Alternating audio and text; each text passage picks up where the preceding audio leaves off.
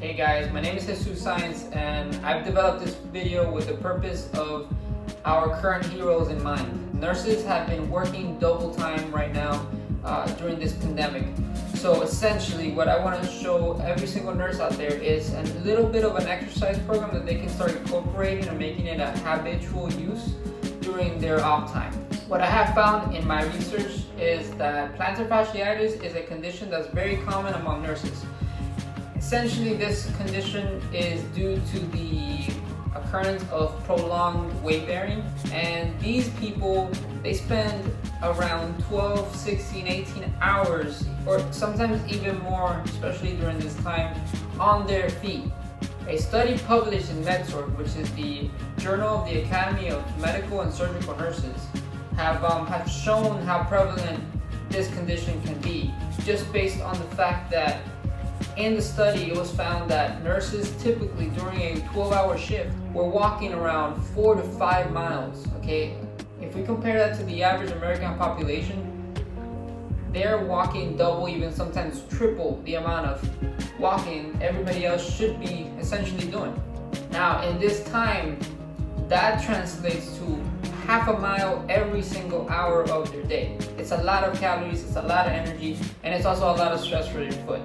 I'm going to show you guys exercises, and some of them are going to be catered to the pain management of plantar fasciitis, while the others are going to indirectly work by strengthening the core muscles of the body. These muscles are important to maintain posture, which is going to be important during our working shift when we are standing and basically alert.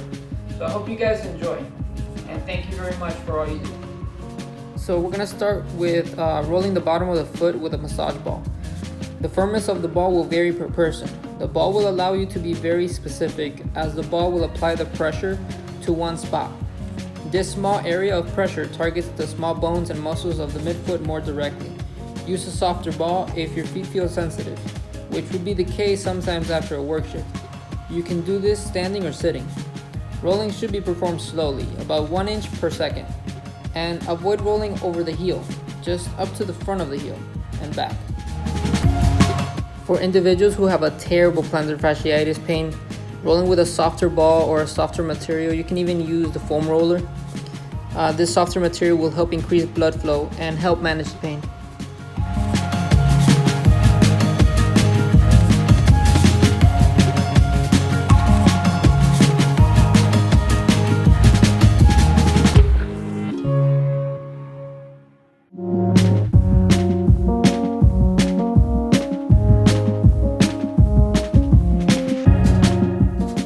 This following exercise is for stretching the toes, hip extension ability with range of motion, and shoulder mobility and range of motion.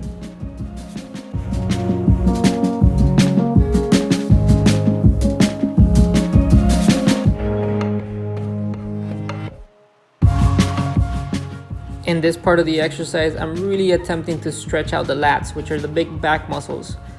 These muscles tend to get tight and will make it difficult for your shoulders to move efficiently. So spend time stretching these guys every single day if possible. This part could be very difficult for some people. You don't have to sit all the way down and add all your weight on your toes, unless you can.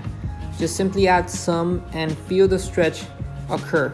Once you feel the stretch and it's comfortable, you've done it, you've made it. You've been successful at delivering proper stretching and range of motions to your toes.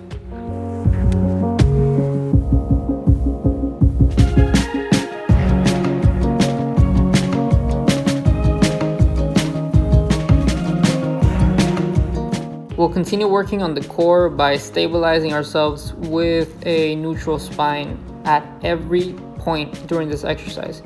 Try to ensure you're not overarching your back. If you have someone looking at you, it could be helpful. Or if you have a mirror, try to use it as well. It's the flexion on your shoulder and the extension on your hips that are happening at the same time. Try to make sure it's coordinated. And brace your abdominals. That's going to be what determines how much balance you're going to be able to maintain during the movement.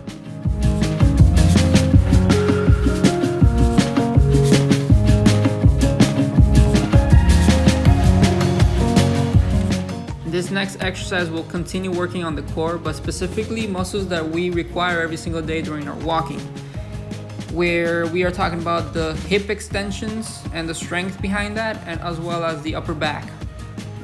So it's gonna look like you're running. So I call these lying runners. We are holding a bridge and maintaining that hip all the way up there, trying to hold it throughout the entire movement. Try to do 10. Essentially stabilize the hip with abdominals and glute control.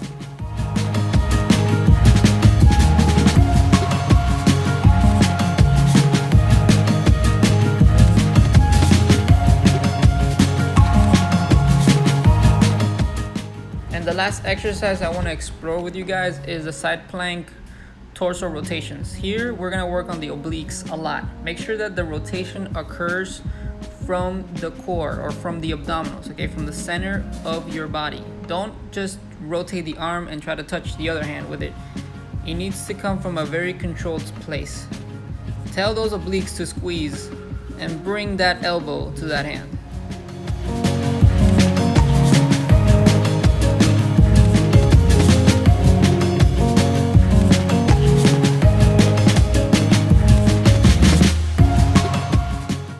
Notice how the movement is done slow and controlled. Try to keep those hips elevated the entire time. You're gonna feel those obliques work here. So enjoy it, and again, thank you guys for watching.